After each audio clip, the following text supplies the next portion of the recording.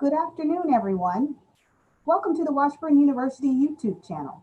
I'm Danielle Dempsey-Swopes, the Director of University Diversity and Inclusion at Washburn University.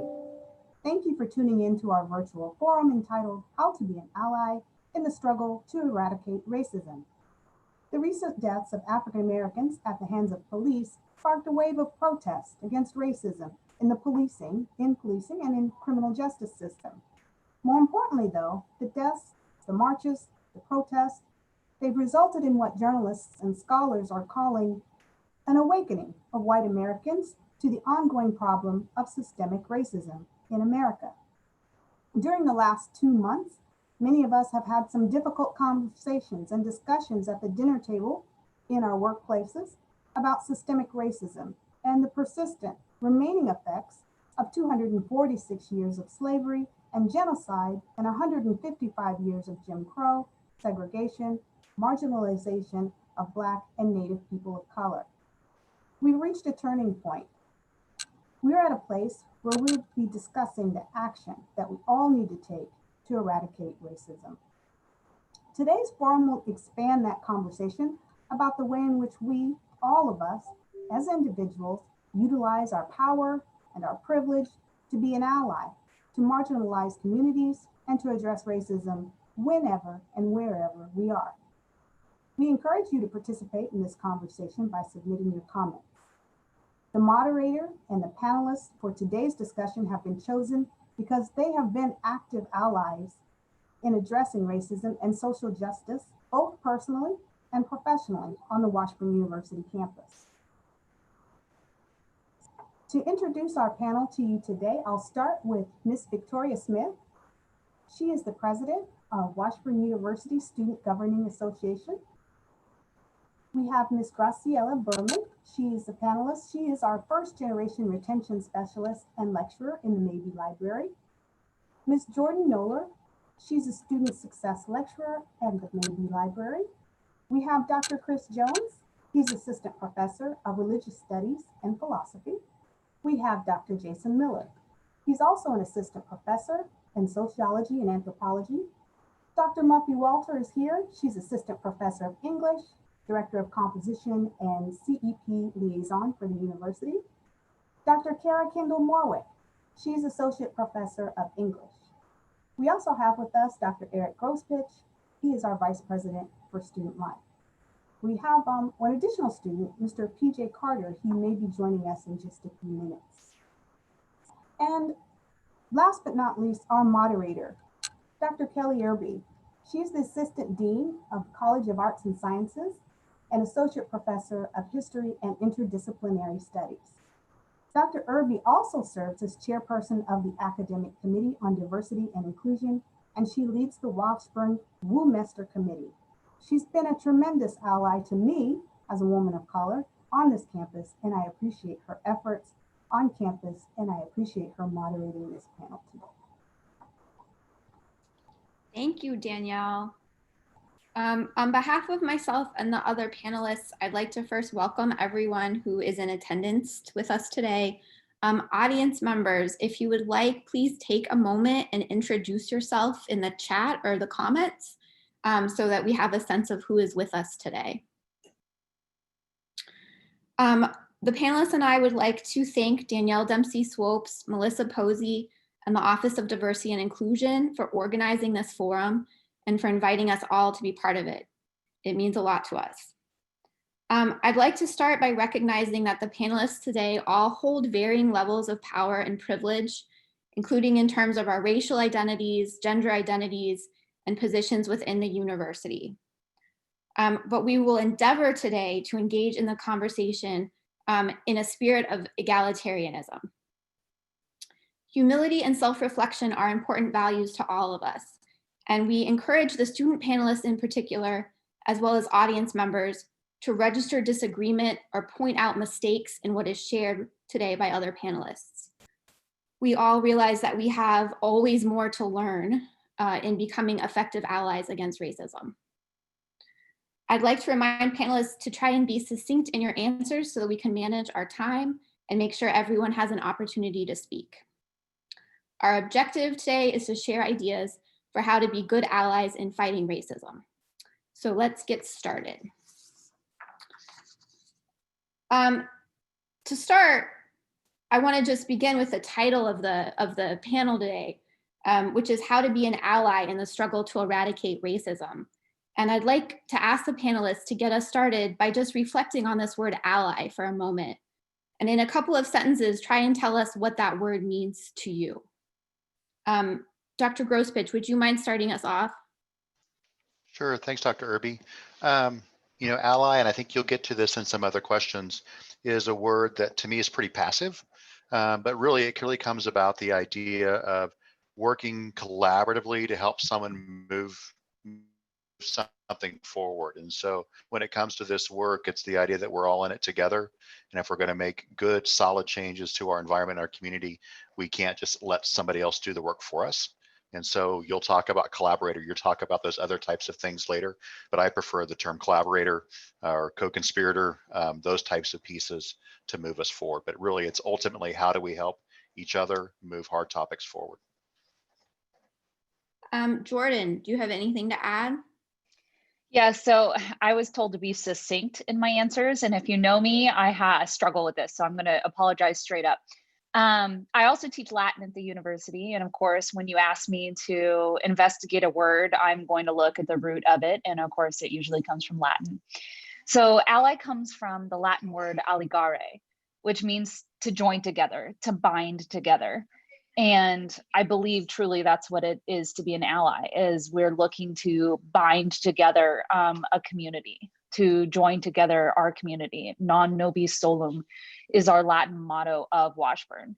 And I think that in a perfect world, we would all be joined together in harmony. But of course, being an ally is fighting for that. It's being anti-racist. It's being a voice when minority or people of color populations cannot, or it's difficult for them to be a voice.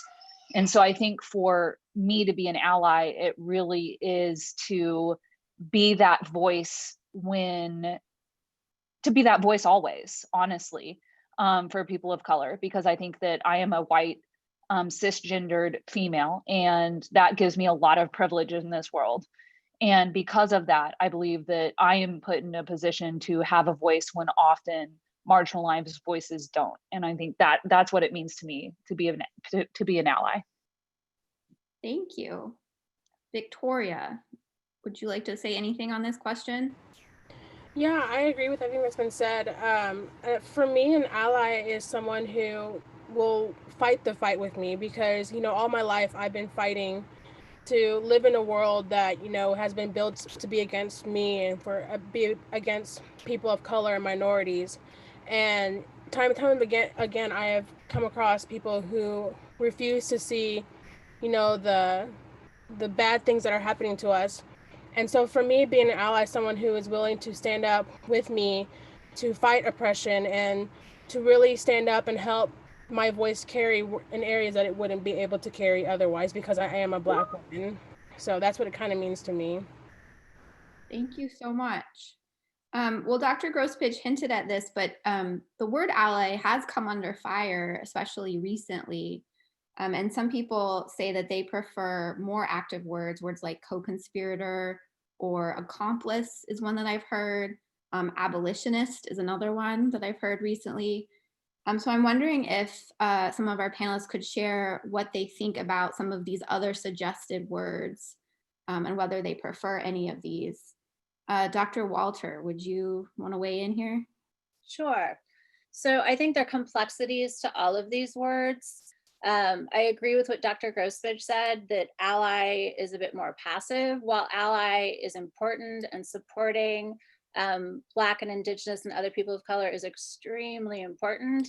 The word accomplice was introduced to me by Simone Sanders, who's a Black author and speaker, and she defined it as someone who gets down and dirty in the trenches.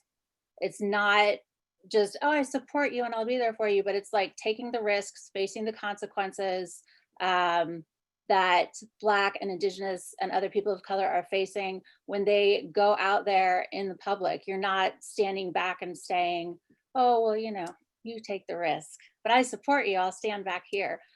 So for me, accomplice is more active, and it's definitely what I'm constantly striving to work towards.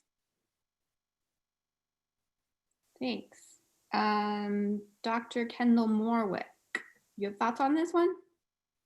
Yeah, I appreciate all that's been said so far, and I'm just here nodding. But one thing I would add, I'm also more recently introduced to the word accomplice. One thing I've appreciated about ally, like Jordan, as an English professor, I have to go to sort of language and how it works, right? And I appreciate that ally can be either a noun or a verb, right? And so there is within it already a sense of action. At the same time, I think that there are really valid points about the limitations of that word and the kind of passivity relative to some of the others that have been put forth. And what I find really valuable about the debate is not so much, I think this is the correct word or that's the correct word, but that it encourages me to always be reflecting and to recognize that this is something that I'm always growing in and learning. So that if I'm sitting here feeling like, well, I'm an ally, I'm doing, I'm being good. No, Ibram X. Kendi, when he spoke at Washburn, reminded us that it's not good enough to be not racist, right? We have to be actively anti-racist. And I think that these debates about terminology are about more than just semantics. It's about really constantly asking ourselves, what am I doing? Where am I being passive, and where can I be more active in my anti-racism?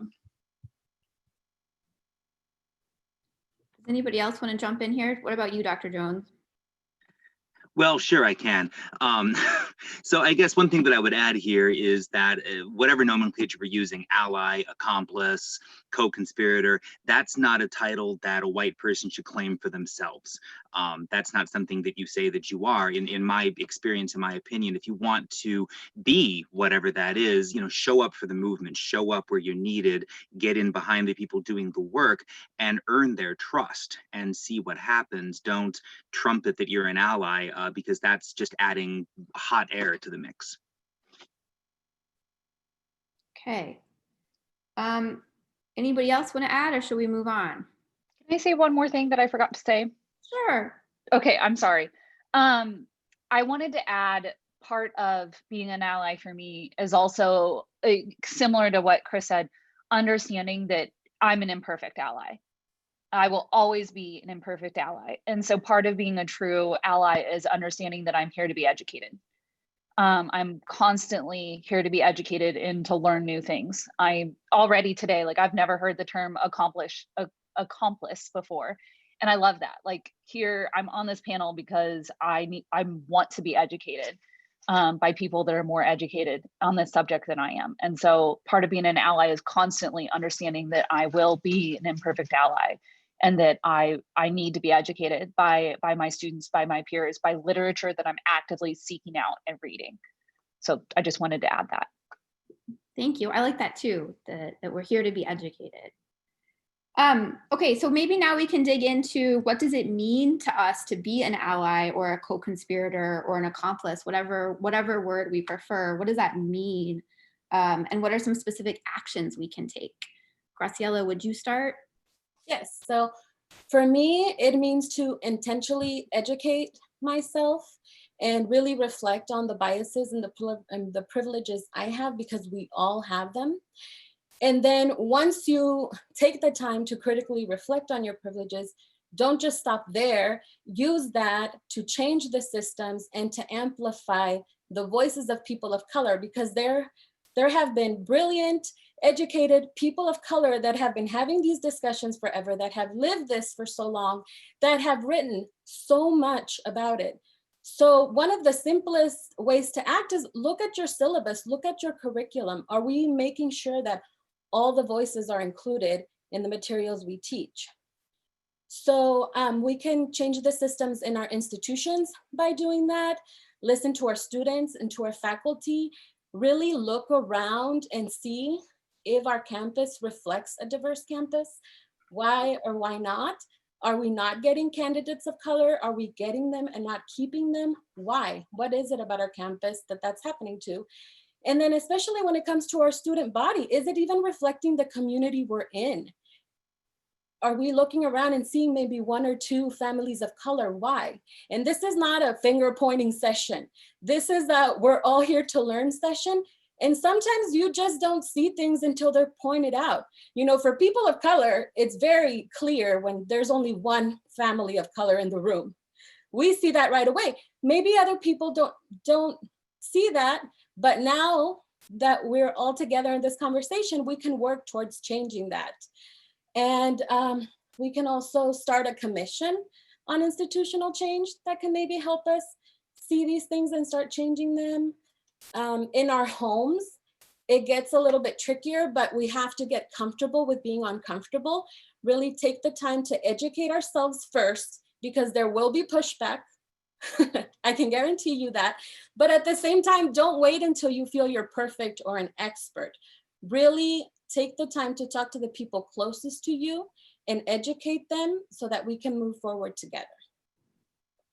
I love what you said about it being a process of both self-reflection and action. Victoria, did you want to add anything?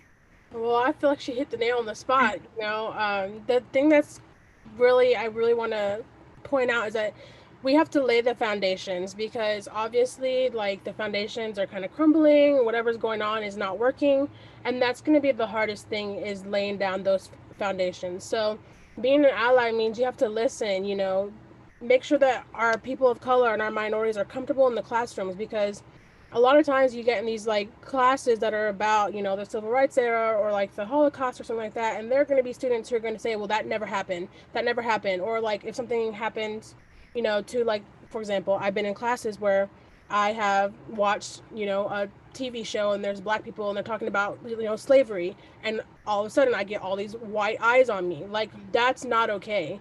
That makes me uncomfortable to be even in the classroom. And then it has to be up to the teachers to make the students feel welcome, and to make the students feel to make the minority students feel not as uncomfortable, because those kind of situations, it really sucks to be put into, and then it just continues to happen. So being an ally is like, the actions that we can take is really listening to what our minority students want on campus and putting those into actions. Sorry, I keep rambling, but I had a president's conference on Wednesday with all the presidents across the campus, across Kansas, and we are looking to go to K-Board, maybe potentially to try and get something about hate speech, like consequences to that, because we don't see that happening a whole lot, and we keep seeing instances where this hate speech keeps going on and going on and going on, and people are like, why is this continuing to happen? So it's stuff like that, you know, having the support of our allies or accomplices, you know, that really is kind of like the actionary cause that we need to be taking. Anybody else? I do want to dig in a second. I want to talk more about what we can do on college campuses to be effective allies. But Dr. Miller, do you want to weigh in, say anything else about just sort of more general allyship? Yeah, I think at sort of most basic level, being an ally is acknowledging that racism is a part of the fabric of our country. And so acknowledging the sort of systemic role that race plays in our life, and that we as members of this society then play a role in perpetuating that system. And so how do you then work to dismantle the system? So I think there's all of this concern at the sort of labeling of racist, like, oh, I'm not a racist, right? But like, we're all racist because we live in a racist society. And so I think we have to begin with acknowledging that sort of basic truth about our society, and then begin to move on from there, acknowledging and saying, okay, I am racist. I've benefited from living in this society that gives me all of these privileges based on these different facets of my identity and how they're privileged. I think another really important piece of this, and this sort of gets into the next question as well, is then how do I show up for doing this work? And I think the show up part is really important, because a lot of people, and particularly over the last month or two, you know, my social media is flooded with Black Lives Matter stuff, and that's great. But it's really easy to hit enter or to hit repost on the keyboard. It's harder to go to a protest at the Capitol when it's 100 degrees outside and you're wearing a mask and it's uncomfortable, right? That showing up is important. And showing up with your body doesn't mean that you're showing up necessarily to the protest. I think there are lots of different ways people can show up based on their ability level and you know, all those sorts of different things. But showing up, listening, as Garciela was saying, to people of color who have been saying these things for centuries about treatment and how our society is constructed. So educating ourselves using those voices that are already talking, we're just not listening to them.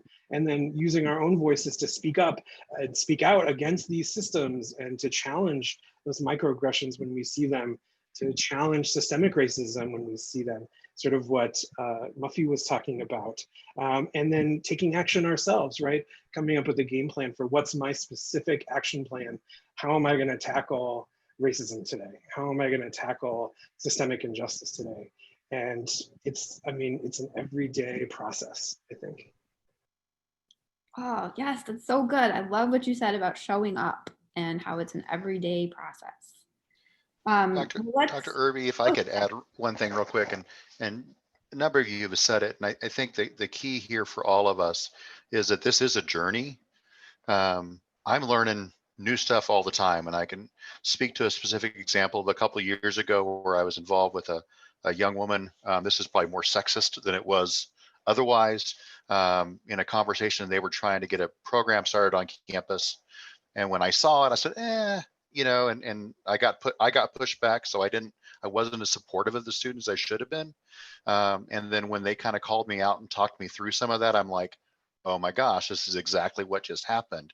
And so it's the emotion of having to learn from that and ensure that doesn't happen again, and checking yourself and calling yourself on it, that even those of us who think we kind of get this work are going to have missteps. And how do we help and engage and work and challenge each other? Boy, if I could go back and undo that, I would. I can't, but I can try to ensure that it doesn't happen again. Thank you for adding that. And I do later on, I want us to talk about, because we will all mess up. And so I'd like to come back to this idea and talk more about what to do when we mess up and how we can learn and grow and apologize for those mess ups that are inevitable. But let's talk a little bit more about, because many of us on this panel are educators, I'd like to talk more about allyship in the classroom.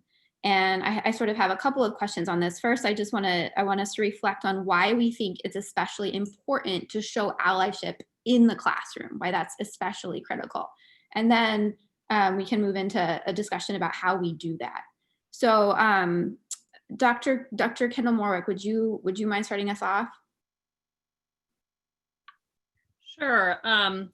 Yeah, I of course think about this perhaps more than any other area of my life. How what am I going to do to be anti-racist today, right? And I think those of us who are educators are incredibly fortunate because of the platform that gives us and the influence that gives us, but it also means it's an enormous responsibility, especially, again, reflecting on my own privilege as a, white, cisgender, middle class, Protestant raised Midwestern woman, right? I think that we need to think about anti-racism in our classroom, both in terms of what we teach and then how we teach it, right? So I think earlier in my teaching career, I was always aware of wanting, for example, to incorporate lots of women and people of color in my syllabus for a literature class, let's say. But I didn't necessarily reflect as much on how I was teaching not only those writers, but also then how will I teach white writers in a way that makes whiteness visible and does not allow whiteness to sort of fade into the background as supposedly the sort of standard or neutral category, right? So I think one thing that I've really strived to do in my teaching and to really use that position of privilege and authority as part of my anti-racist activism is to think much more critically about how I'm teaching, and think when I am teaching white writers, of still teaching them in the context. For example, I just taught a semester of American literature, and African American literature is sometimes kind of shoved off to the side as its own unit or sort of separate thing. And instead, I wanted to show how race is just baked into all of the literature that we were reading. And when we looked at white writers, we were looking not just at, we were looking at them in those terms as well. How is this writer participating in the construction of race and of whiteness and of these categories in our culture? Thank you.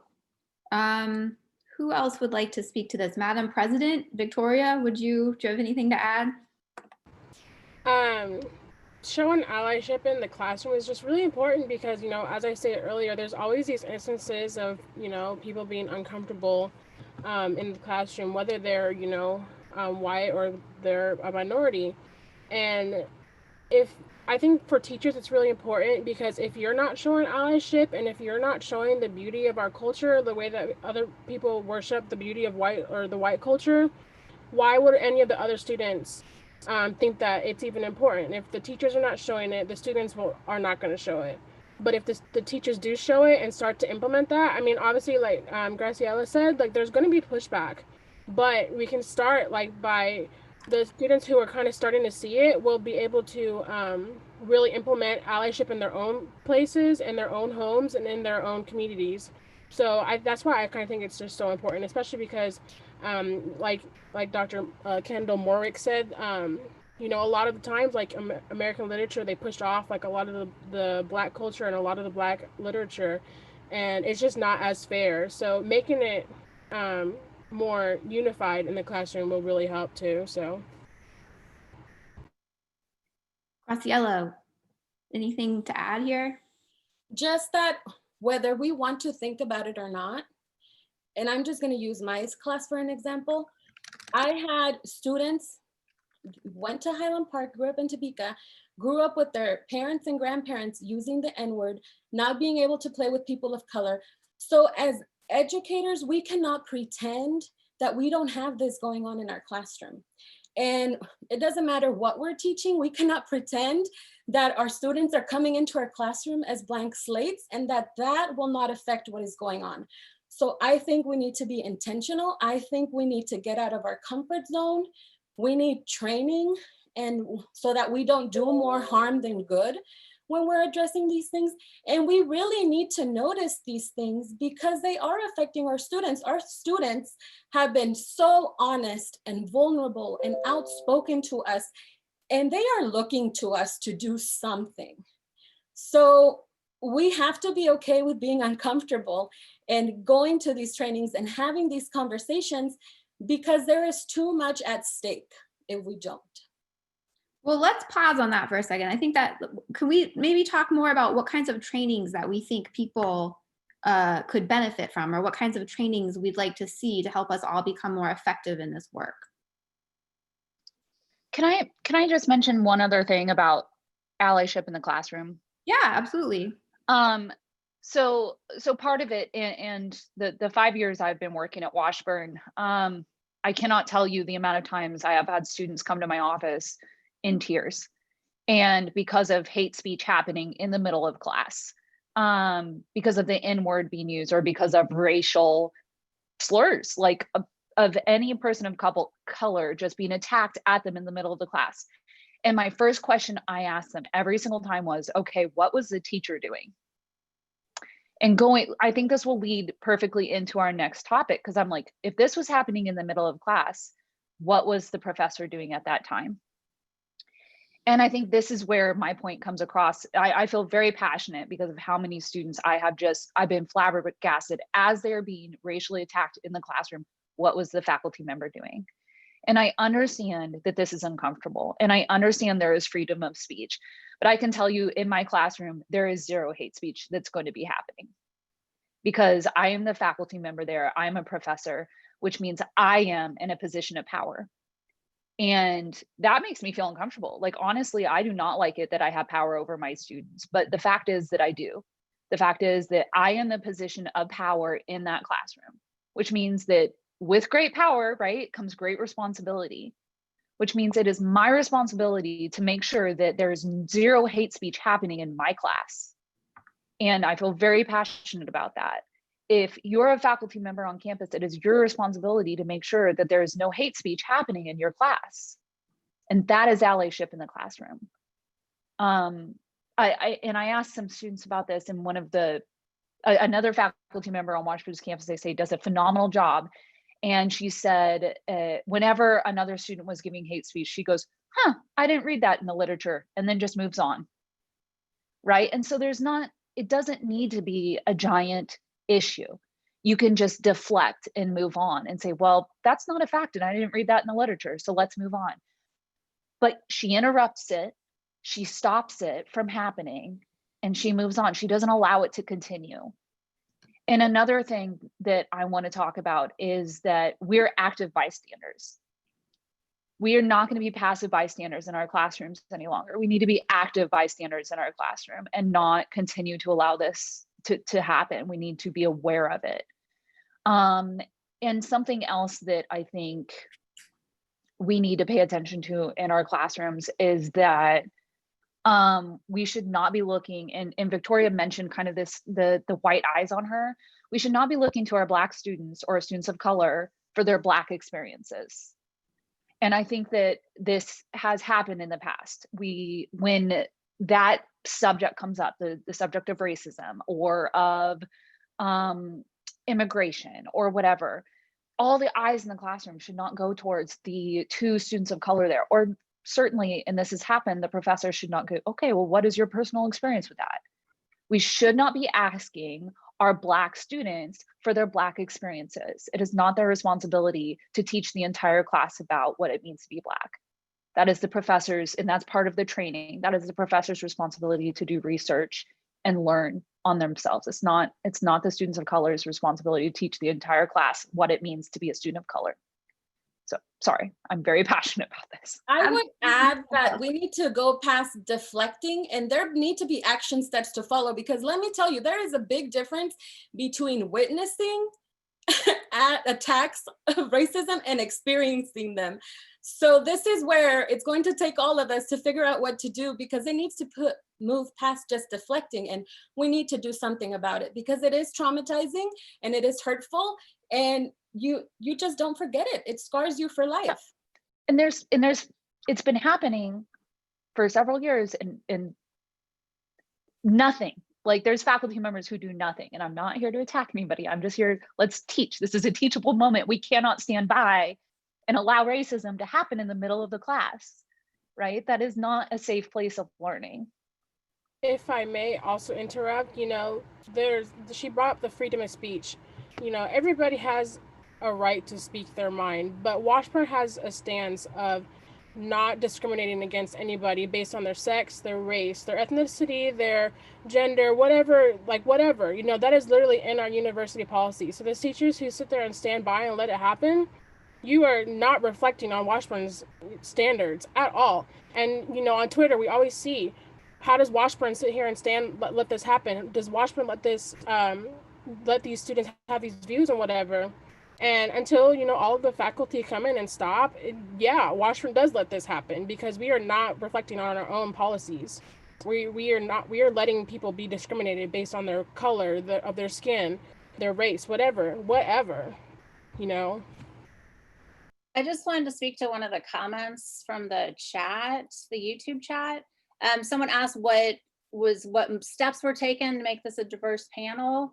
And I think it's important for us to recognize there's not a super diverse faculty, and that's a problem.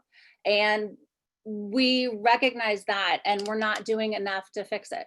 So yes, recognizing that there are a number of white folks on this panel. Yes, there are a lot of white folks on this panel, and I'd like it if there was a Black woman here and not me.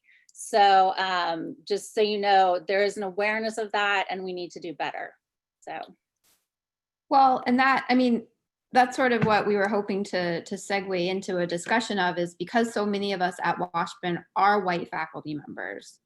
Can we get a little more specific? And a number of you have already been very specific, but I'd like to dig in a little bit more about specific ways for white teachers and white faculty members to be allies on our campus at Washburn, not just in general, but Washburn specifically. Would anyone like, Jordan, do you have anything else that you wanted to say to that point? Sorry, I jumped in too early, I think. I've said a lot. I mean, it's listening. I think that's what I have to add. When I came into Washburn, I knew 5% of what I do now about diversity and culture. I was lucky enough to have a very diverse friend group in college, but in high school, I went to a high school that was like 95% white. I learned from my students. I learned from my own education. I've learned from amazing people like Garciela and my peers and my colleagues in Mabee Library. I consistently go to panels like this. So if you want to know like what you should do like as a faculty member at Washburn, CTEL has amazing diversity panels constantly. I go to as many as I possibly can, and they're great. But what's sad is when I go to these CTEL panels, I see the same 5, 8, 10 people. I rarely ever meet anybody new. It's the same 5, 8, 10 people that are educating themselves about diversity. It's very rare where I see a new face. And when I do, I'm just like, yes, hello, new person I get to meet. Educate yourself through CTEL with the amazing diversity panels and listen to your students. Talk to your students, listen to their experiences. Go to student events by Halo, go to first gen student events, go to all of these different student clubs and pay attention to what your student body is. The other thing that I think that I have really done personally that I'm proud of myself is that making sure in continuing as we go forward for student workers and student clubs and stuff like that, because I have been educated my time here, I pay very close attention to who is being represented in terms of my classroom, in terms of my student leaders, in terms of any organization I'm involved in. Is it all white students? Is it all female students? Do we have a diverse group of students in this club? Do we have a diverse group of students as student leaders, as student employees? And if we don't, then I'm actively recruiting students of color. And that's what needs to happen. Because if students of color are not coming to be employed or part of our club, I want to know why. And then I need to actively recruit them, because if I'm not, then any club or any student workers that I'm involved in is not going to be a good representation of our student body. And so I'm trying to do a better job of that. I'm hearing a lot. There's themes I'm hearing: listen, reflect, show up.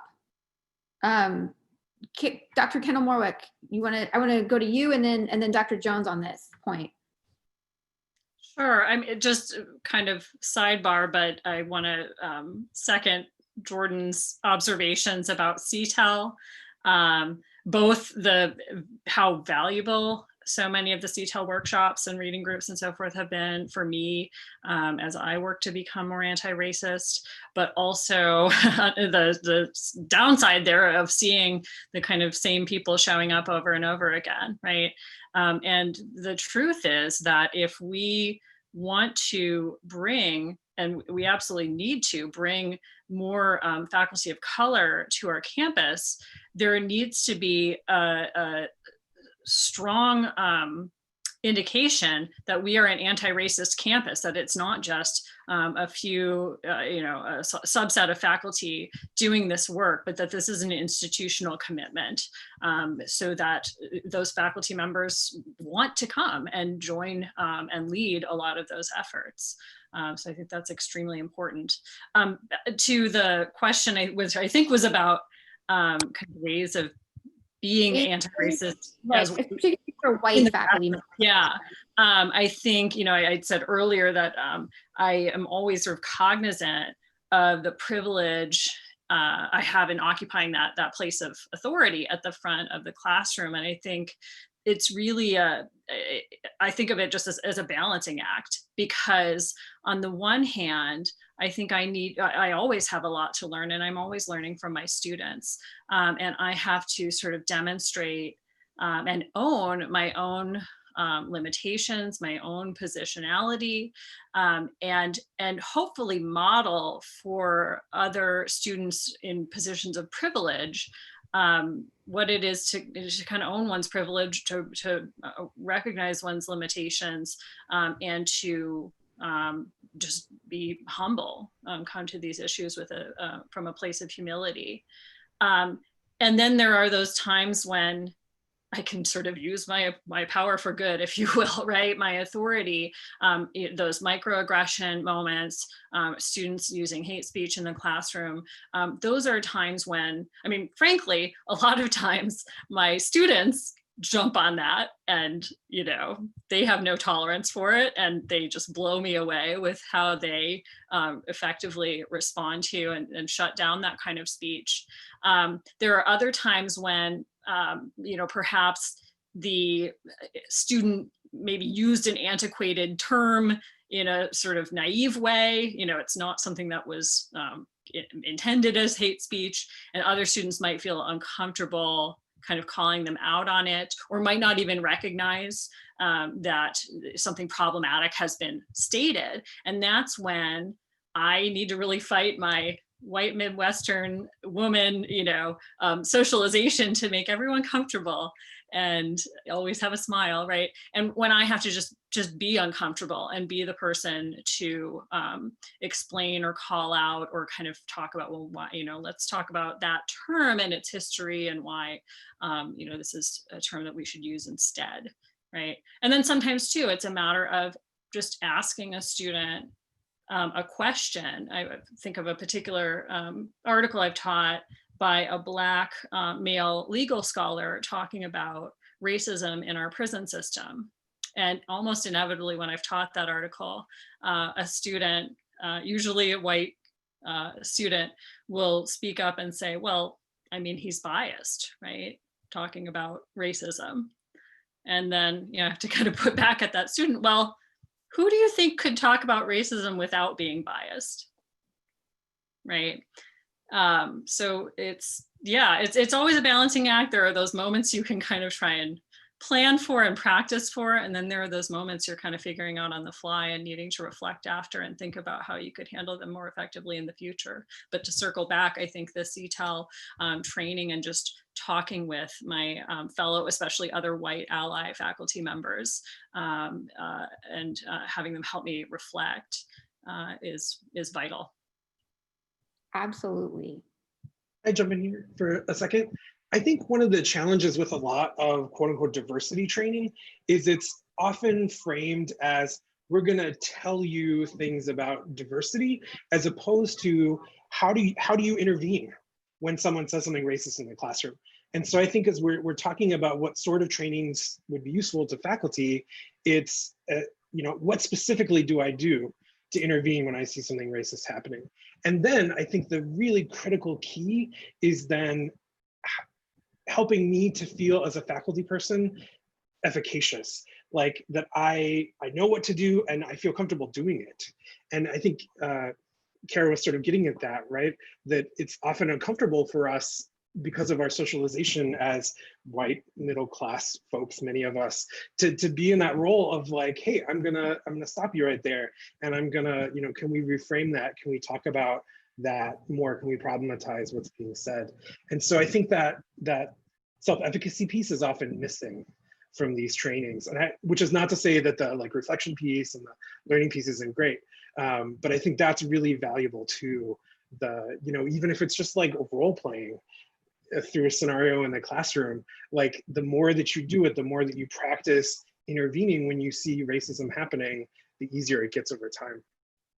I'm glad you brought that up, Jason. And I know Chris is next, or Dr. Jones is next. But every time I go through our great bystander training, I think, wouldn't it be great if we modified this for these type of situations? Because we have a great framework. We do the scenarios, we look at the facts, we look at the statistics. So why not practice that as a bystander training in terms of these situations? Sorry, Dr. Jones. No, thank you very much. No, the thing I wanted to pick up on something that Kara had said and what Jordan said as well. We need to end the code of white silence with other faculty. The code of white silence is that white people don't talk to white people about racism. We just pretend that our white friends' racism doesn't exist. We need to stop doing that with each other because CTEL does a magnificent job of offering training. And as Jordan said, the same 10 people show up to most of those, and it doesn't go beyond that. If you make those trainings compulsory, people are going to show up out of resentment and not get anything out of them anyway. There need to be social consequences to not working through your own racism as a faculty member. If you develop a reputation as somebody who allows racism to persist against Black and brown students, you need to face social consequences for that. People need to be rude to you and impolite to you. We need to be asking each other in social situations, hey, how are you decolonizing your syllabus? Or, how many authors of color are you putting on your reading list? What are you doing to center the stories of people of color in your curriculum?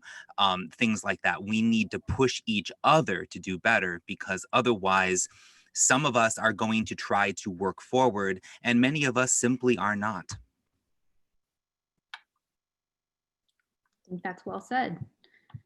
Anybody else? Just add? Yes, please. Yeah. Can I just add quickly, and this is going back to the theme of kind of the same people showing up, whether on the Diversity and Inclusion Committee, at CTEL events, et cetera, but we need to dispel this assumption that seems to exist at Washburn and in many other white spaces, that this diversity work is the work of women and people of color and other marginalized people, queer and trans people. That is frankly who is taking on the bulk of this work at Washburn. And we need our white, cis, hetero, male allies to work on maybe becoming accomplices instead.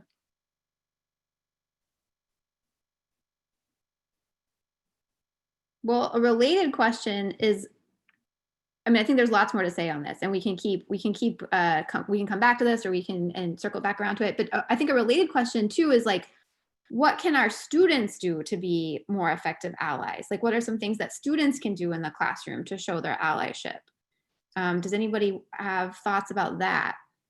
Actually, one of the things that I think is important is that having just been in a situation where this happened, a class that was about race, a lot of it was about history of racism and things like that.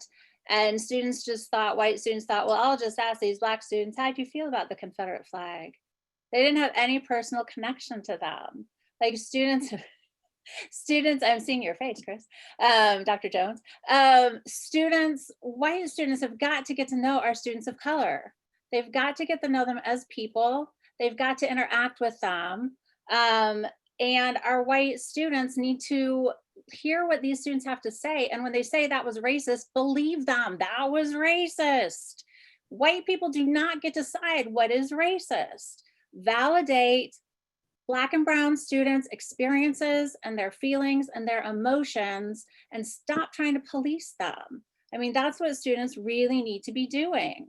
And we need to do that too as faculty. Don't get me wrong. We got to do it too. And we got to do it as friends, and we got to do it as family members, the whole deal. But our students need to do it as well. What else? I think something that students can help do is, obviously get educated about, our culture. And I've been in situations where I've had to say something that I've said a comment, and I've had white people jump down my throat for thinking that my comment was like what happened was I said that I have, thick hair, and because my hair didn't look like another girl's thick, poofy, curly hair who was white, I couldn't have thick hair, and I had the whole classroom jump down my throat. How dare someone else try to tell me what my experience is, and how dare all these people jump down my throat for me stating a simple fact? all the time, you know, students, they just have no problem jumping down a Black student's throat whenever they feel uncomfortable, saying, oh, that's not right, you know. One thing I want to really implement is cut out the buts, you know. Well, I understand you, but this, but we didn't mean it that way, but this. No, you don't get to but anything, because you cannot but and tell me how I can and cannot feel as a Black person. You don't get to tell other Black people how they can and can't feel as Black people. Cut the butts out and stop jumping down people's throats. It's going to make you uncomfortable, and I'm sorry. Well, you know, I'm not sorry that it's going to make you uncomfortable, because it's going to make you uncomfortable, and it should. But like, just stop trying to dehumanize Black people because you don't agree with what they have to say. You know, that's unacceptable. And I hear you saying that impact is more important than intention, which I think we all need to keep in mind. And as go ahead. Sorry. And as I had mentioned in the chat, I think our students are making change.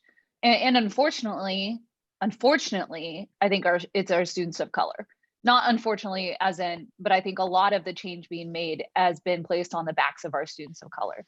And honestly, I've pushed a lot of my students to do this. A lot of my students of color, I was like, okay, well, let's take over WSGA. You know, let's go in there. All of you apply. All of you get a Senate seat. All of you, like, you should be in leadership positions. You need to go make the change. And unfortunately, like, sometimes that's what it takes. First of all, representation matters, right? But now the WSGA is finally a diverse place. It's our white students who need to step up as allies, inside and outside of the classroom. And I'm also looking at our students in leadership positions, like specifically RAs. A lot of racism happens in dorm room environments.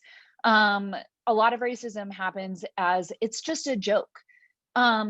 So I'm looking at students all across campus that need to learn how to be active bystanders in the face of their dorm room areas, if they are RAs, if they are peer educators, if they are SOCs, if they are working in CAB. Any student that has a position of power on campus needs to realize that they're in a position of power, and then needs to be an active bystander in that position, and needs to stop racism and needs to make sure that it is not happening around them. The Leadership Institute, all of these places represent Washburn, and they need to understand that they are representing Washburn, and all of those organizations need to be actively anti-racist because they are representing Washburn as a whole, and they are in positions of power over students that might not have a student employment status, right? So I think that's where students need to begin engaging. And I see students becoming, like, from the beginning I worked here till now, more and more and more active in creating an inclusive campus. Kelly, so Jordan, I guess I have a question on that, because I do get the chance to, like you, work with a lot of student organizations that do a lot of training, do a lot of focus on these topics, and Victoria's helping us lead some within student government. But you mentioned earlier that we've got full-time professional staff who are afraid to have those conversations. How do we help an 18 to 20-year-old who is probably 6 months older in some cases than their peers to generate those conversations, that education, when us more seasoned, I will say, colleagues and classes and everything else are afraid to have those conversations? What I'm trying to figure out is, how do I help people move into the white privilege conversation and recognize the role privilege has to play in all of these things when they're really a year out from being told that it doesn't exist. And they're as they're leaving high schools, as they're leaving their other environments, they're being told that this isn't real, and they come to Washburn. We're saying, no, actually, it's real, and it's impacting your peers, and it's impacting those people you care about. So I guess I'm curious, how do we facilitate and help our students do that, when, as we just spent time talking, that's not what they're experiencing in the classroom? I think that you're not going to like my answer. No, it's okay. I'm all for it. I have found that my students in peer educator training have no problem with those conversations. I think that they go through peer educator training, and we present them with scenarios. Multiple of our small scenarios, like Mhm. in-room scenarios that we have them with, deal with racism in the classroom, and how to talk about it and how to do those things. And I would say the vast majority of my peer educators can talk about race with their peers or with their family or with other students probably better than a lot of millennials or older people I know. I have not once met a peer educator that has had a very difficult time or is terrified of talking about race in the classroom. We teach diversity in 101 at least 2 or 3 days, and some of those conversations can get really heated. And I teach 3 sections of 101, and I've had students leave the classroom in tears. Like sometimes they can get hard. Most of the class times that I have students leave in tears, they come back and say, you know what, thank you so much for that conversation. It was really hard, but I learned a lot. It was difficult, but it was great. And I've never once had a peer educator become so uncomfortable by those diversity conversations they couldn't handle it, or they couldn't help regulate students from being racist with one another or being aggressive towards one another. So honestly, we spend multiple days of training and peer educator training talking about, hey, if you come into this circumstance, this is how you deal with it. We talk about self-help. We talk about feeling confident in those situations. So I think that we train them to talk about difficult conversations. And once we do that, they don't have a problem. So honestly, our students can have those difficult conversations. Well, I don't disagree that they can't have them. I mean, I agree that they can. I think it is just a matter of the peer educators as a class. We have a lot more time with them than in many of these other roles, and how we can help facilitate that in those smaller chunks to move the needle in all of those, I think is a different piece. And again, paid positions versus volunteer. I mean, all of that stuff, because we've got to get those leaders to move in these conversations. Jordan, please, I'm just trying to figure out how do we do that? Well, I think RAs already have like a 3-day training. SOCs have multiple days of training. So you have opportunities to do that in all of these areas. SOCs have multiple days of training. RAs have multiple days of training. Peer educators have a term of training. I think diversity and racial conversations like, hey, this is how you be an anti-racist could be a 2-hour-long conversation. I think with those and SOCs, they exist. Right. So SOCs, RAs, peer educators, those positions of power need to have those conversations. I think we need to move past we have 2 or 3 days of training on diversity and work towards having it embedded in our everyday life. Sorry, I just had to say that. I was going crazy. Oh, you're good, Garciela. That's the question. Part of the problem. We are looking at this wrong. It should not be 2 or 3 days. Check, check, check. We're done. And really, I would go back to say that the reason our students are comfortable having those conversations is because we have taken the time to build those relationships with them. So really, I feel like it goes back to building relationships, having conversations, and then we can move on. I'm sorry, I had to say it, otherwise I was gonna burst. Muffy, you're next. Please don't burst. So I just wanted to say something about, it's come up in the YouTube chat, the notion of diversity training, being diverse. Do I think it's important to have diversity training and point out that we have a diverse student body? Yes, diversity means everything from a student who grew up in rural Kansas to a student who grew up in New York City. That's diversity. I think that we need to push more in terms of, we need anti-racist pedagogy. We need to be teaching specifically with this idea of it is anti-racist. I think the same thing. I mean, I feel pretty strongly when it comes to ableism. I mean, I think you've got to be recognizing that you can't allow for people to use ableist language or to have a campus that's not accessible. And these things, we have to be intentional. It has to be intentional. It can't just be, well, I believe everybody should be treated the same, and that's equality, not equity. That's a whole nother issue. But it's got to be more than just, I believe in diversity. It's got to be, I intentionally am anti-racist in my pedagogy, or I'm trying to be, I'm striving to be, I'm always looking to be, how can I do that better? How can I fight these things and make it intentional and tell my students, I am trying to do this. If you don't think I'm doing a good job of it, call me out. Please call me out. I want to make this campus better. I want my students to be more comfortable here. And I think that's really important, that we are intentional about making these changes, not just, oh, we love diversity. So I think it needs to be stronger than that. And to add to what Muffy was saying, oh, I'm sorry, who was? Go ahead. Just to add to what Muffy was saying, it needs to be across the curriculum, not just in our ethnic studies classes that we're now going to be having, and not just in classes that focus on race. We need to have anti-racist math pedagogy, anti-racist criminal justice pedagogy, anti-racist nursing pedagogy. Students need to be getting anti-racist pedagogy in all of the classes they go to. That way it becomes part of the culture.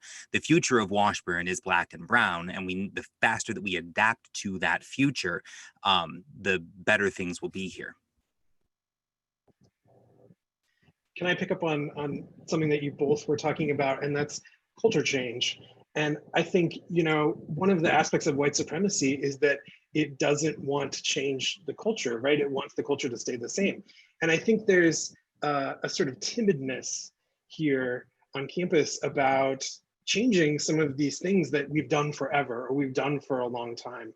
I remember I attended one of the CTEL book groups last year and on anti-racist pedagogy, and the facilitator asked the question, how many of you feel comfortable talking about white privilege in your classroom?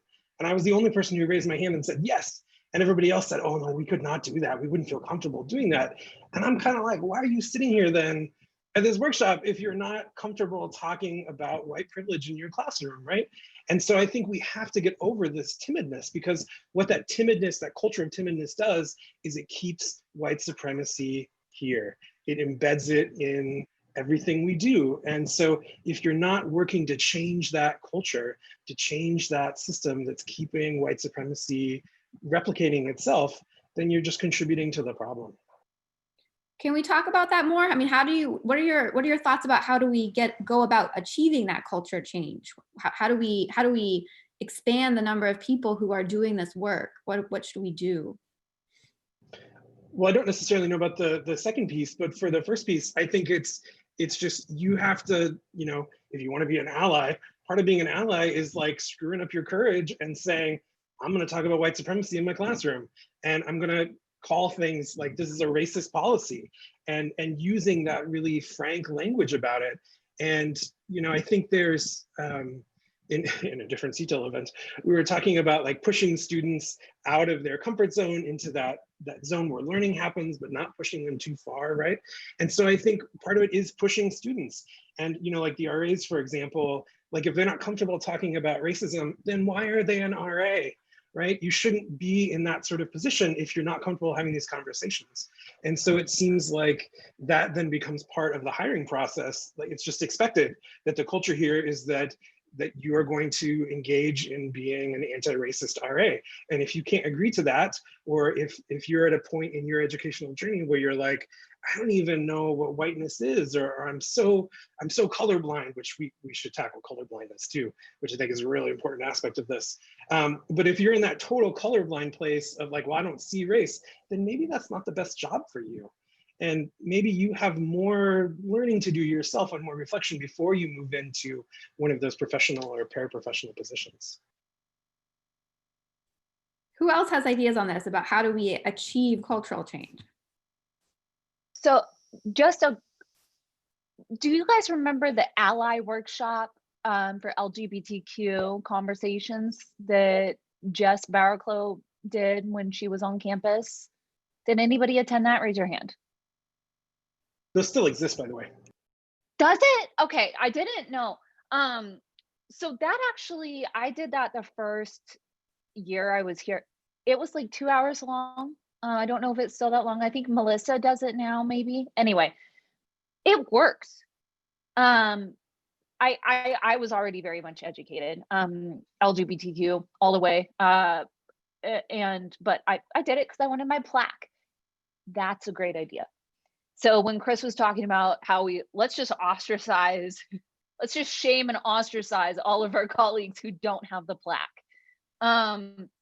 what if we do this, you know, like when you're talking about like everybody who's like not actively anti-racist, you know what I mean? So what if we do like an ally anti-racist workshop similar to what that is, and you get a plaque? Because when I don't know, this is just an idea, because what I learned so much. So like there's so many people in this conversation, so many faculty members that might not even know what like colorblind is, that might not even know what anti-racist means, might not know what microaggressions in the classroom are. So if we did a 2-hour-long workshop, something like this could help faculty members, and they get a plaque and they could put it on their door. Just an educational workshop. I got a question. Why does the plaque matter? I feel like you should want to do this because it's being a decent human being. I'm like, what the F is a plaque for? Like, I don't understand what that is. Like, why? Yeah, let's move beyond the plaque here. And I think if you aren't getting a plaque from a student, you're not doing, it doesn't have so same. The idea, I see what you're saying. I'm not saying, but I feel like if students of color aren't saying this person shows up and does work, it doesn't matter. The idea of the ally plaque was to show that that office was a safe space for LGBTQ people. So it's a little different for the LGBTQ population than it would be for people of color. But the idea of the plaque was to put on my office rainbow flags, show, hey, you come in here, I'm LGBTQ friendly, you do talk to me about whatever you want. I feel like that should be for all of the faculty though, because all the faculty should be LGBT. Sorry, that's a lot of letters and I'm kind of dyslexic, but they should all be pro that. They should all be pro Black. They should all be pro whatever. We should be an accepting community. And I should be able to walk into any classroom, any faculty, teacher, staff, their office, and be able to come in with concerns. Like, it shouldn't just be, oh, I've got a rainbow on my door, so it knows I'm LG, you know, that. I don't, like, that doesn't make any sense to me. Like, I feel like that kind of tokenizes it, and that's not the way that we should be going. I agree. And that just goes back to taking an honest look at our institution and the culture we have built, and not to finger point, but to move forward and change it. Yeah. I will tell you, as somebody from the gay population, you need a plaque. Not everybody in a Midwestern university, you want to know who your ally is. So it is a different perspective. I shouldn't have equated the two, but I would want to know who has my plaque on their door personally. Can I push back though against the plaque again? Just a little bit. I think any of these things that end up in a badge or a plaque or whatever, they see being an ally as a one-time thing. You attend a 2-hour workshop, you get a plaque, whoo, I'm an ally, right? But again, that centers me as the white person or the, well, I am a queer person, but you know, that would center me and my experience in all of this. And I think the struggle here is to decenter whiteness, to decenter me in the experience, and to say, you know, if I'm recognizing that this is a lifelong journey, to undo this thing that's deeply woven into the structure of society, there's no way I'm going to accomplish that in 2 hours. And so, you know, I don't know if is there like a starter plaque maybe, or something that's like I have begun to see, like that I might get behind. But I think, and even for the queer thing, you know, there's been a strong push in the queer community to move away from like those safe spaces, because what queer people often find is actually those spaces aren't safe at all. And so the person who puts the sign on their door feels really comfortable and feels really good about themselves because they have a sign on their door. But in actuality, as a queer person who comes into that space, I still might find someone misgendering me, or I still might find someone who cares but doesn't know what they don't know, if that makes sense. And so, I don't know, I'm gonna stop talking. And I keep going back to, sometimes being an ally means getting out of the way. Like I said before, there are brilliant academic voices of people of color that have not received the attention that they deserve because they have done the work, they have lived it. So sometimes it means amplifying those voices and being okay with not being the center. Yeah, I just want to, in terms of having other faculty maybe buy into this, one of the things at a former institution I was at that was involved in tenure, and I'm not going to go into huge detail about the tenure process, but you had to have your course materials reviewed by someone in another department. And it wasn't to necessarily say, oh, you know, don't teach this bad. Although it could be that if someone's teaching some really, you know, not good stuff, but it was really to see, are they covering what should be covered? And there's no reason why something like that couldn't happen here, where your course materials get reviewed to say, yeah, you're showing that you've got an anti-racist pedagogy. Yeah, you're showing that you support people with disabilities. What, you know, that you're doing these things and it's intentional. And that becomes part of the process of being faculty, not something that then you're you know, you get a badge for, or a star for, or whatever. And don't get me wrong, I love star stickers, but it's that you don't get promoted if you're not doing this stuff. And I think we need that. Can I jump in here too? I think that I totally agree with everything Muffy just said.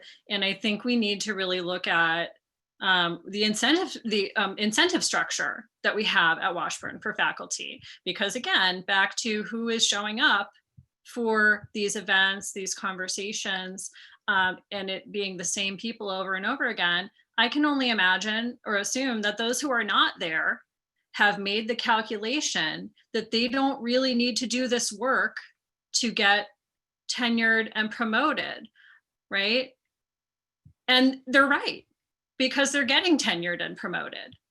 And so, I mean, it's really difficult with, you know, any kind of institutional change, especially when you have a tenure system and folks who are, you know, here until retirement. It's really challenging, and that change is really, really gradual. But I think we need to look at, if we need to, and you know, I've got my little plaque and everything too, and I think there is something to be said for, you know, the carrot and not just the stick, right? But from my observations, the people who are showing up don't need, for the most part, that badge, right? They are showing up out of an intrinsic motivation, right? Whereas others are sort of making the calculation, well, I don't actually need to do this work. This isn't really important, or it's not relevant to me, or something like that. So we need to figure out how to change that incentive structure so that, right, in order to get tenured, to get promoted, or just retained, right, at Washburn, you need to be demonstrating that you are actively doing anti-racist pedagogy. I'm gonna shift us a little bit. A sub theme that's come up in a lot of what you all have said, I think, is, you know, we're talking about what we should do in an effort to be allies or accomplices, but let's talk now about what are some of the things we should not do. Like, what are the don'ts of allyship? And I don't know who wants to get us started. Dr. Gross. I'm slated here. Oh, does somebody else want to jump in? You go for it. All right. Yeah, so I prepared for this part, so this should be a little more polished. Yeah, so I mean, for me, the biggest don't that I want to highlight in the time that I've got is don't trust your good intentions. This is something that I say a lot to white people about doing anti-racist work, doing anti-sexist work, doing any work that pushes back against structural realities. If you're in a position of power, your intentions don't matter. Racism is an objective structural reality about the way that power works. The only thing that matters is the effect of your actions, not what you meant to do.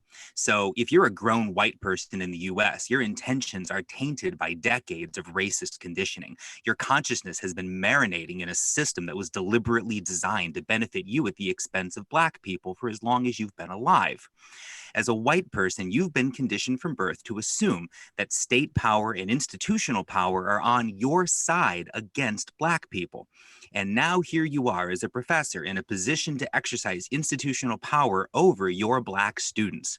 You get to grade them, you get to discipline them, you get to call the campus cops on them.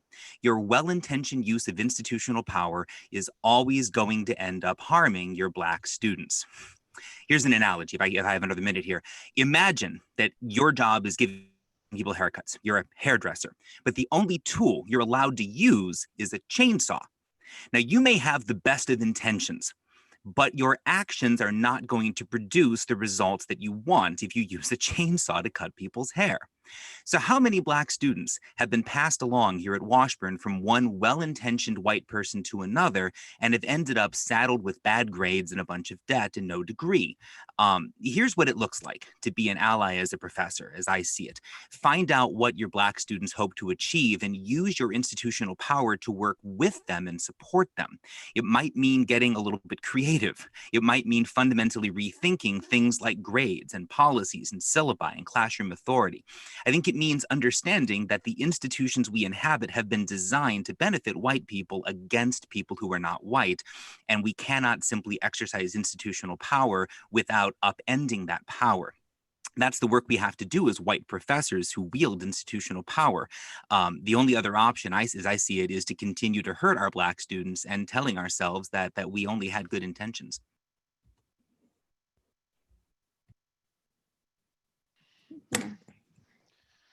Dr. Grosevich, you want to weigh in? And I got to follow that.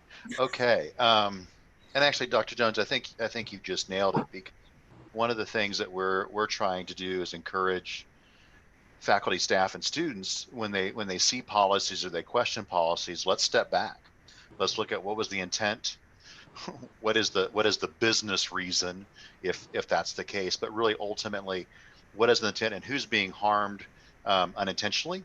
And who's being harmed intentionally, if you want to go that route, but also just what are these unintended consequences, and really taking the time and the efforts to refresh and relook at all of those policies as they come forward. And so one of the things that President Smith has brought up to me on a couple of occasions is, what are our procedures, what are our policies, and what can we refresh and rehandle and come to a new way of looking at as our students and our campuses are changing. And so I do appreciate that piece of it.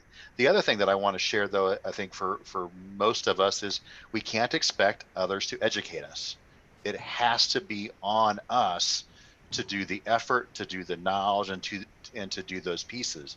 And so whether it's reading, whether it's Twitter, whether, whatever that is for you, I can't expect Victoria to educate me on what it means to be a strong Black woman.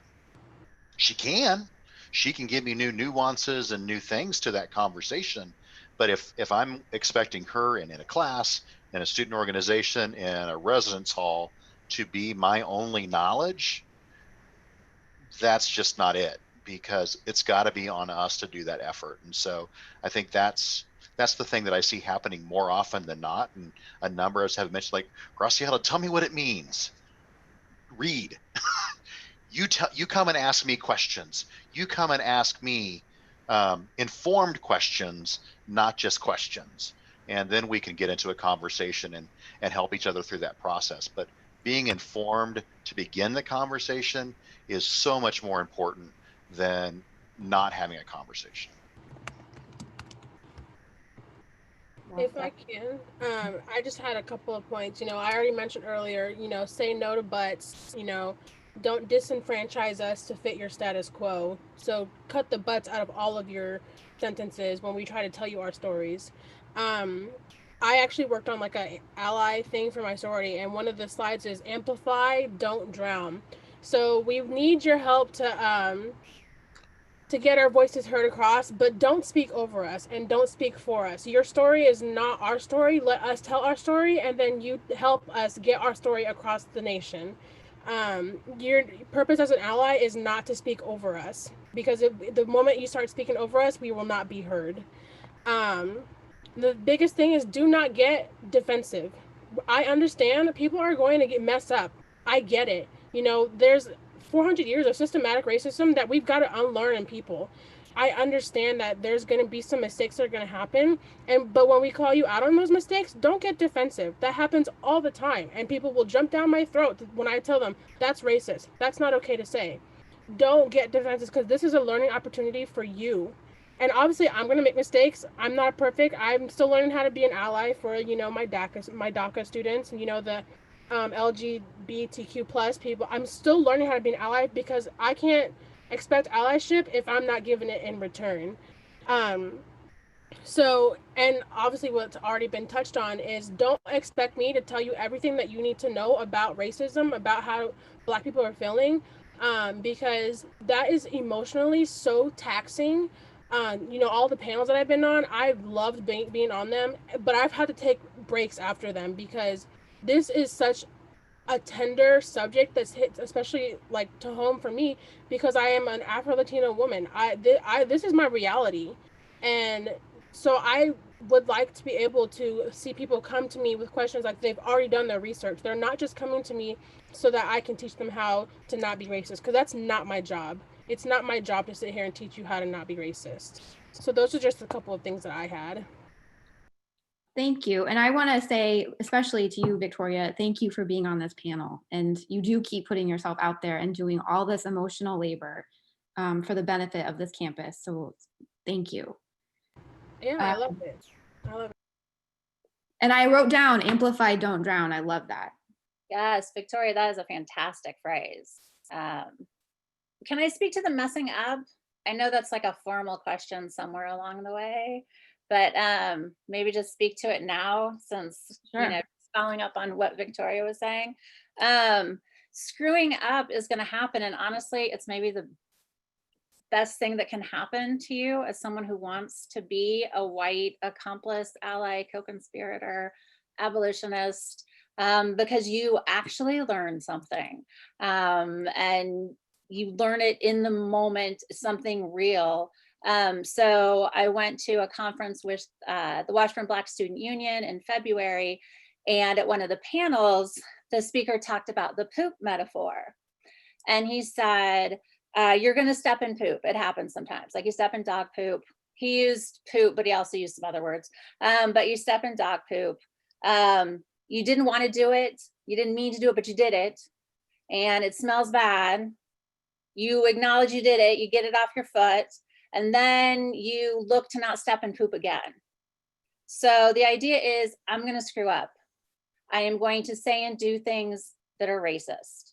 And then when either I acknowledge it or someone else acknowledges it, I recognize that. Don't get defensive. Recognize you did it. You made the mistake.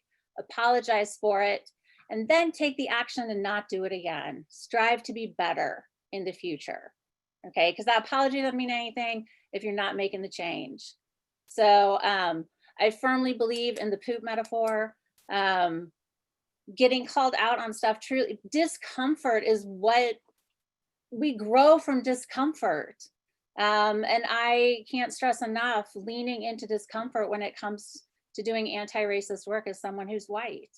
It's so important to do that.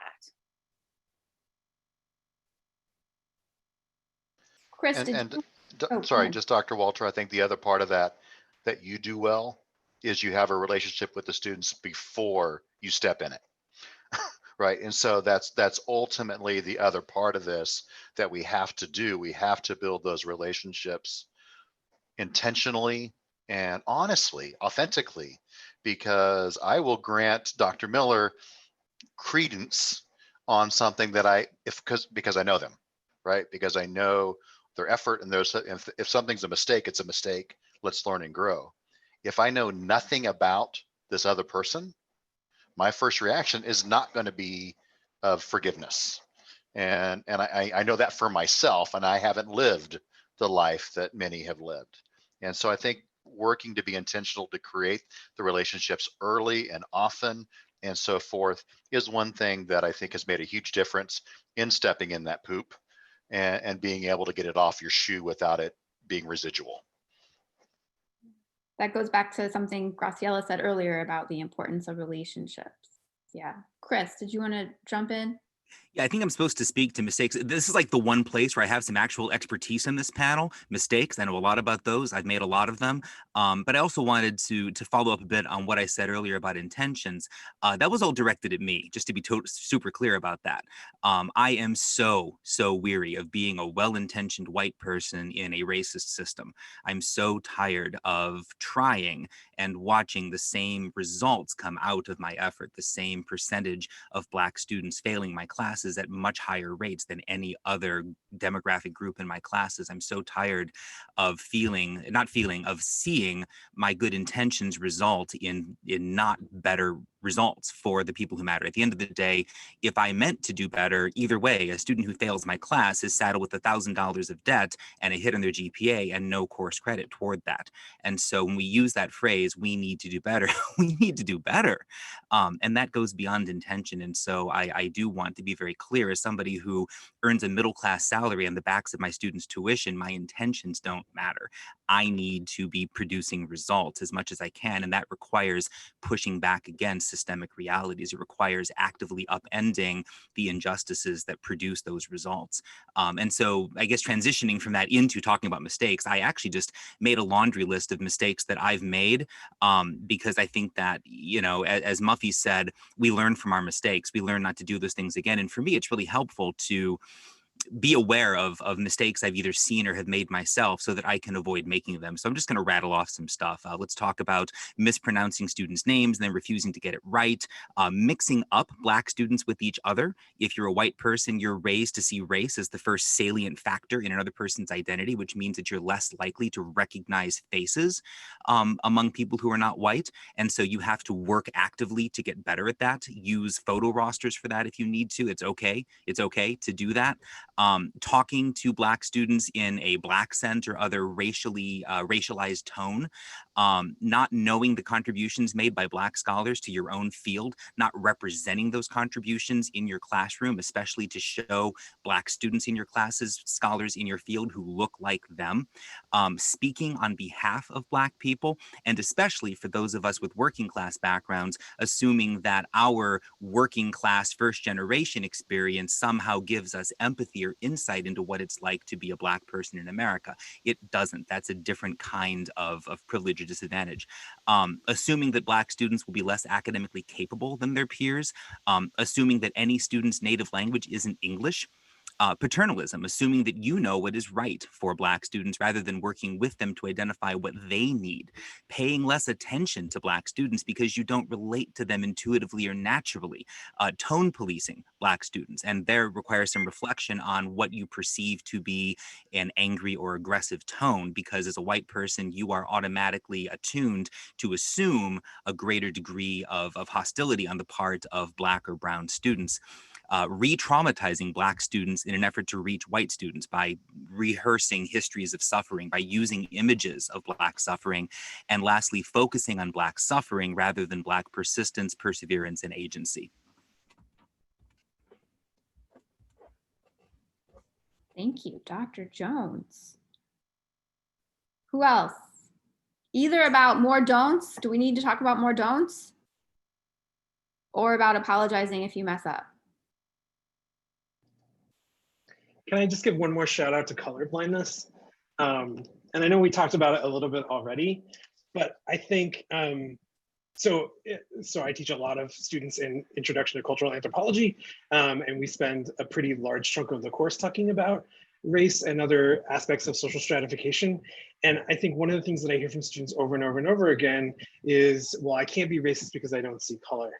And I think for those students who want to be an ally, or for those faculty or staff members who want to be an ally, that is the single most important thing to do as a first step, is to start seeing how color systematically impacts people in our society. And if you want to take the first step, that's the first step to take. And so, you know, I think 20 years ago, maybe, in the diversity training world, there was a strong push to get people to stop seeing color, and there was a belief that that was going to solve everything. That did not pan out.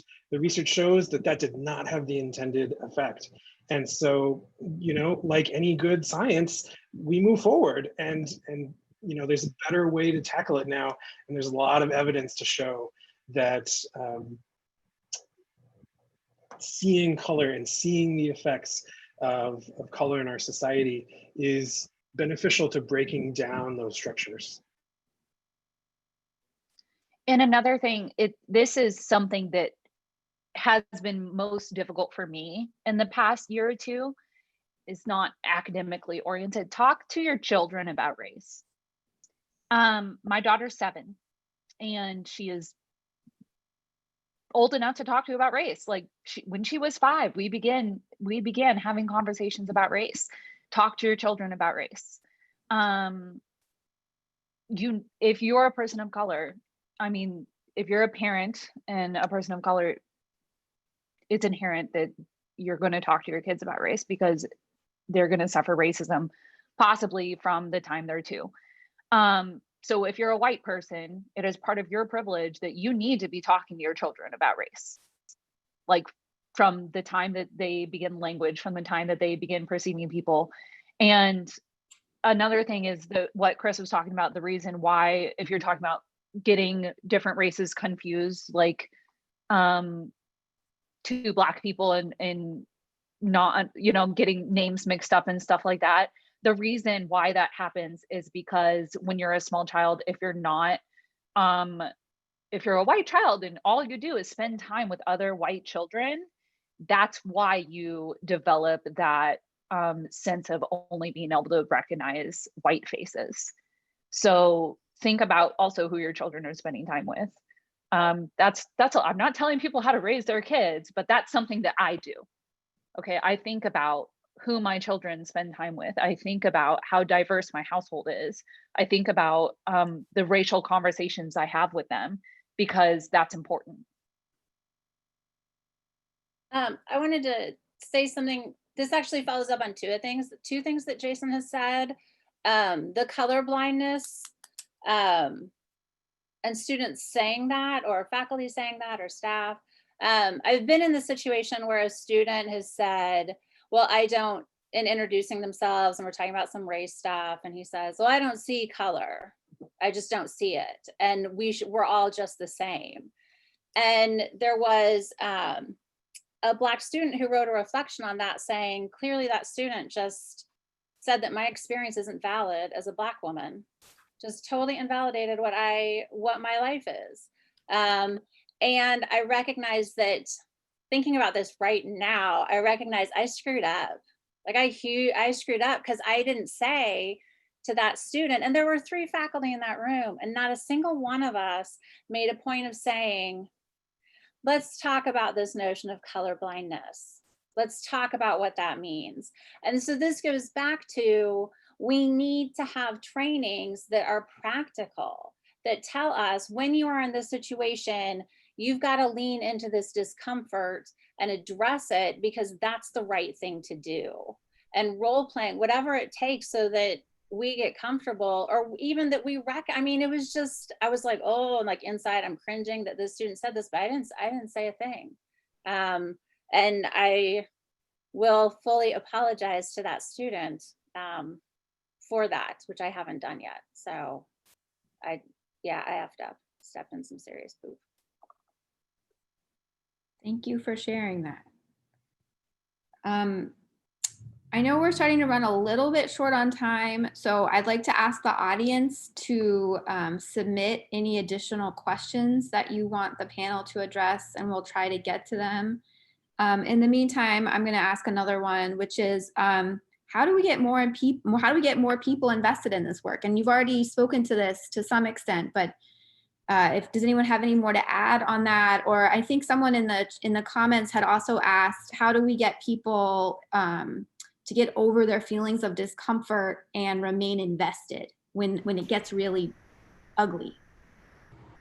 So I think I just want to go back to reminding everybody that we need to get comfortable with being uncomfortable, that it is going to take a lot of difficult conversations, and that it starts by educating ourselves, being honest, reflect on your privileges, on your biases, and how you can use those privileges to change the system. And then really, we need to work past the hashtag. We need to continue working past the trend. Right now, there's no sports on TV. There's nothing going on. So apparently this is the cool thing to do. But let me tell you, your students of color and your colleagues of color have been having these conversations for a long time. And we have been trying to figure this out for a long time. So do not forget us, please. We are going to need all our allies to continue to be involved. And I know there's varying levels of comfort when it comes to being involved. I think one of the easiest ways to be involved is to vote. Really think about how your vote is impacting communities of color. Learn about your candidates. Watch them. Are they marching with us? Are they speaking for us? Are they working for us? Because those are the people we need in office. We are past promises, we're past talking about it. We want to see you being there in the streets with us and fighting for us and fighting for our rights. Another thing I wanted to add is that because of everything that's going on, there are many programs happening. So for example, I'm part of the Coalition for Equal Justice in Manhattan. We're working on eliminating disparities in policing. And I only share this because I'm sure there will be things like that happening where you're living. And within those organizations and those programs, there's people that are in charge of social media. There's people that are in charge of collecting stories from the community, creating flyers. So if you're not comfortable with public speaking, or if you're not comfortable with doing certain things, you can still help out in varying forms in the programs that are happening. We just need you to continue to be part of this conversation way past the hype is gone, because the oppression is going to continue happening to people of color, and we really would love for you to hang on with us and continue to work with us. I know that there's been a question about policy. I know, I obviously, I don't have power over the whole freaking school. I am only in charge of my Senate. But one thing that we had, on Wednesday I had a president's meeting with across the Kansas campuses with like K-State and KU, and we're really trying to push, consequences for hate speech, because all this hate speech shit keeps I didn't even say shit, but all this stuff keeps happening and nothing's being done, and stuff keeps getting brought up about people saying the N-word and blah blah blah. And one thing I told them was, and we tried to explain it to the K-Board president, and I was like, I will be damned before I let someone call me the N-word. Like, I will fight on site. It'll be hands. Therefore, there need to be consequences, because people are getting tired of this. People are getting ready to start fighting with their fists and everything. It's unacceptable, and that's why, we want to go to the K-Board and say that, I understand, it's freedom of speech, but there's a difference between being rude and being offensive. Someone can say that you're ugly, that's rude, but someone calling me the N-word, or calling me, calling a gay person the F-word, that's offensive, and that needs to be punishable. So that's one of the things that we're trying to do across Kansas, because nothing's being happened, and I see that, and I keep seeing all of the policy questions. So that's what I'm trying to do. And I want to address it for Victoria just a little bit. I was involved at a previous campus, and have been involved here about trying to create hate speech codes, trying to create a number of those things to start to addressing those things of what can we use and what can't we do. Unfortunately, most of those have all been shot down on every campus legally as to whether or not they are sustainable, particularly on public institutions and so forth. I don't say that as a throw your hands up in the air, we can't do anything, hide behind it, but I just share that it's going to require that legislative action with K-Board. It's going to require those efforts to change the laws right now on some of this language, not just simply how do we change a policy. And I'm glad you will fight legally, Victoria, because we can bring you into it to get into those mixes to get that going. So I think the other part that we are trying to work on is we will be launching a bias response team this fall.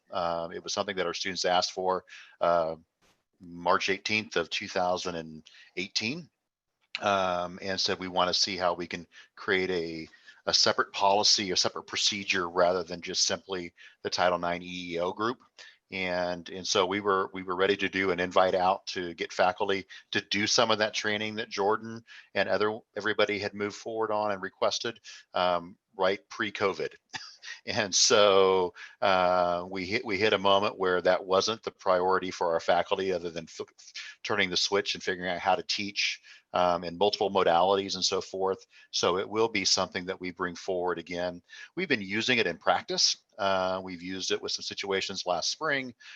We've used it with some situations more recently to get those students that are involved and engaged with people who can help move the needle on that. I think one of the challenges right now is we are in what I would call what's been called the cancel culture, and we haven't been given the freedom to learn and grow, particularly on social media.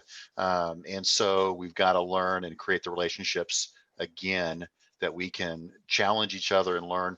Never appropriate to use the N word, never appropriate to use the G word, or F word, I guess, as it relates to sexuality and gender identity.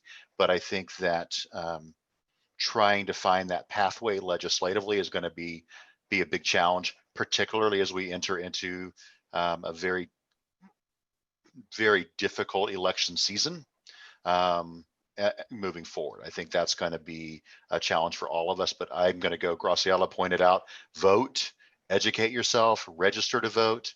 We're going to have a lot of movements and activities on campus in the fall. We're trying to get a polling site on campus for the fall. Don't know if that will happen or not, in order to get our students engaged and active in that voting process. There's a lot of questions in the comments about other policy or practice changes that are in the works at Washburn. Does anybody want to speak about things that you know of that are going on in your respective units or areas? Can I just share one other one real quick, Kelly, because it talks about money, and we all like our money. One of the things that I guess that these conversations have informed that maybe wouldn't have been in the past. So CARES Act dollars were given, and CARES is the federal policy that gave some money for COVID. Washburn took a different approach than most campuses. A lot of campuses just spread the money equally against to every enrolled student and considered it done, because we can't get our university share dollars until student dollars are shared. Our process actually decided to look at who was in most need of those dollars, who actually needed the money rather than just who wanted the money, and work through financial aid and other things. In addition to that, we created separate pools for students who did not otherwise qualify. And so you have to be a U.S. citizen available for federal aid in order to qualify for CARES Act. We found the matching dollars for those students who did not have those pieces. And so that was one way that through a financial aid process, we created some level. I'm not going to say it was perfect, because there's still documentation and other types of things that need to come out of it, but we created some level of semblance rather than just doing the short and easy approach of sending money out everywhere. Can I answer, is to the best of my ability, a quick question in the question panel? So Chris Bush asked about body cameras that our campus police wear. I can only tell you what Chief Enos talks about in my 101 classes. And Chief Enos says every single class that all campus police are required to wear their body cameras, and they're always on. And if any student has an issue with one of his officers, to go directly to Chief Enos, and he will review the body camera in front of the officer and discuss any difficulty with that student. And if you would like an advocate with you, you can come to me. I will be your advocate. I know Muffy would be your advocate. There is our victims advocate on campus. I know Graciela would be your advocate. Molly Steffes Herman is our victims advocate on campus. You can get her. She'll go watch the image with you. So our police are required to wear their body cameras. They're always turned on. We have advocates on campus who will go sit with you and that police officer and Chief Enos if you would like to review the camera or make any sort of complaint. He is extremely supportive of the student body when it comes to his police officers not doing their job properly. And that's straight from his mouth in every single one of my classrooms. Other things people want to share about what they're doing or their units are doing or things that are going on? Could I just speak something to the getting tired, and also like right now everybody's really into this, right? Because of things that have been going on, and is it going to stay that way? I would encourage students, faculty, and staff to get involved with Washburn Black Student Union. Come to meetings. We're open to everybody, not just Black students. So you are welcome to come to meetings. You're welcome to get involved. You're welcome to find out what our students are talking about, things that are going on campus, events we're having, how you could help support those. So I would say that. The other thing that I wanted to mention, at least for me, when I'm feeling worn out and tired and emotionally spent, like, can I go to one more rally? Can I do one more email? Can I talk to one more student who's stressed out and upset? Like, can I do it? And I think, you know what, my Black students don't have the choice. Like, they don't have the option. And if they don't have the option, why am I thinking that I do? Like, I don't have the option to give up. I don't have the option to just take a break. So that's for me, the personal connections that I have with students of color on campus have definitely made me much more aware of the need to do more, do better. It's never enough from my perspective, so. And just to piggyback a little bit on the awareness, I don't know how many people are watching because our screen doesn't show it, but take a moment to think about what you're feeling. Think about what you reacted to. Think about what you responded to, because these are the things that you will have to learn to be aware of in yourself to start changing those biases and those privileges and those ways of thinking that maybe you never had to consider. So grow from this discomfort, reach out to any of us. Let's continue this conversation.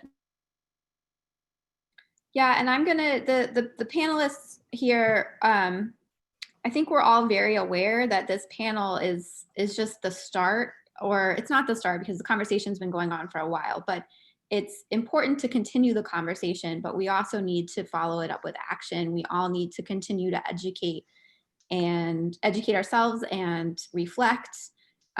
We have put together a small curated list of further reading for those who might be interested. I just put it in the comments there. One last question, and then I'm going to turn things back over to Danielle. So the faculty at Washburn is predominantly white. We all know that.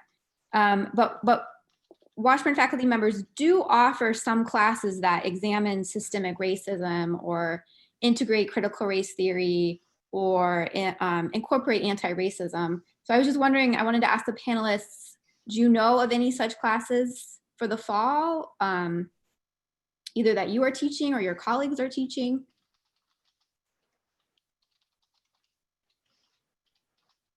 I can say that one thing going on in the English department is overhaul or just re-examination of our curriculum. We have reviewed our program learning outcomes for majors and revised them to more explicitly incorporate diversity, and not just in a sort of global sense, but like a here in the US sense, right? And many of my colleagues in English already strive to incorporate and center people of color in classes that don't necessarily have a title that sort of indicates that. So I mentioned, you know, in my own efforts as I revise my teaching of American literature, you know, I'm thinking more and more, do I need this dead white guy? And, you know, why, you know, do I think this writer is more necessary than someone else who could represent a different perspective?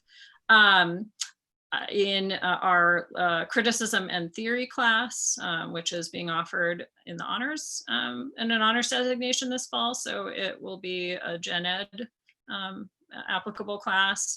There are units on critical race theory, queer theory, feminist theory.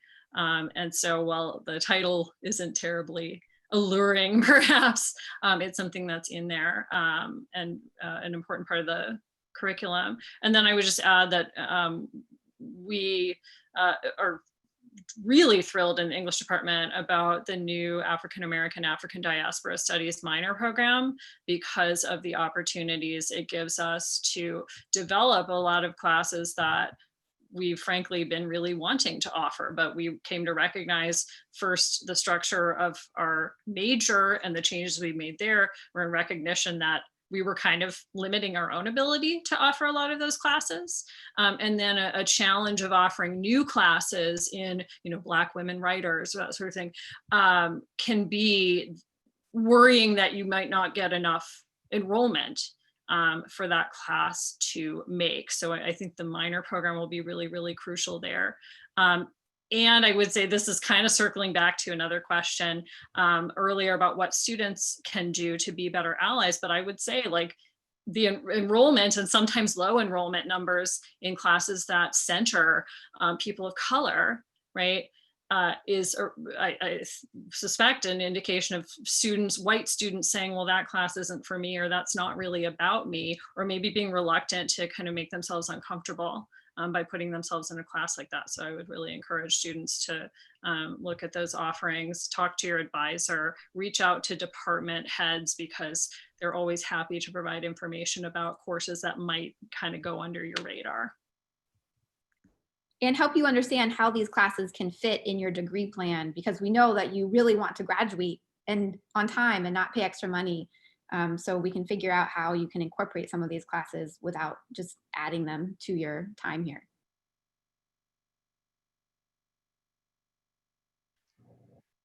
Anyone else on this point?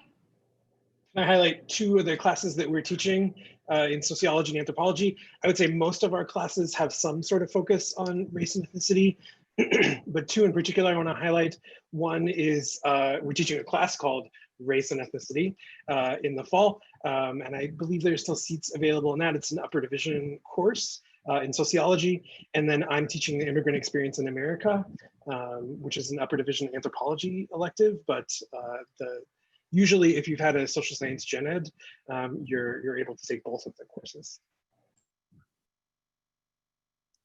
As long as we're talking about curriculum, I would just like to say, as director of composition, since you have to take EN 300, and many of you take EN 101 on the Washburn campus, if you are finding that there are things in those composition classes that are being taught that seem antithetical to anti-racist pedagogy, that seem just blatantly racist, you see ways that we could be doing better in those composition classes, please reach out to me.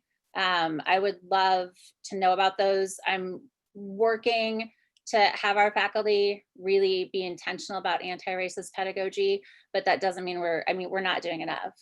We're definitely not. So please, if you feel like something needs to change, reach out to me. I would like to know. I can jump in real quick and just say, I know not offered this semester, but periodically my colleague in philosophy, Justin Moss, offers a class on race and philosophy, and that's very worthwhile to take. And then to self-promote a bit, my world religions class, of the 4 books that we read, 2 of them are written by Black women, and we explicitly talk about the fact that the idea of world religions is an inherently racist, white supremacist notion, and the class is essentially a deconstruction of that idea.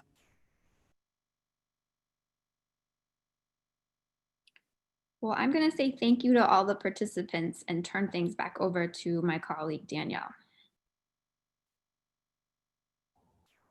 Thank you again to everybody for your participation on this panel. And thank you very much to everyone who submitted comments. We've noticed your comments asking about mentorship programs, about the university leadership and their engagement, your comments and your questions about action, action, action, and what are we doing? What is going to be happening? We've noticed your questions about specific academic units and their work in this field. And so throughout the fall, we will get to those. They didn't quite necessarily fit within the context of this panel, but they're not lost on us. We have made a note of them, and we will be paying attention and get to them too. Again, thank you to all of the panelists. Again, thank you to people submitting so many comments. Thank you, Melissa, for helping me monitor these comments. Thank you, Dr. Grosspitch, and everybody in the Office of Student Life. Thank you very much to the Academic Diversity and Inclusion Committee panelists and members. And again, stay tuned throughout the fall. These conversations will continue. Have a good day.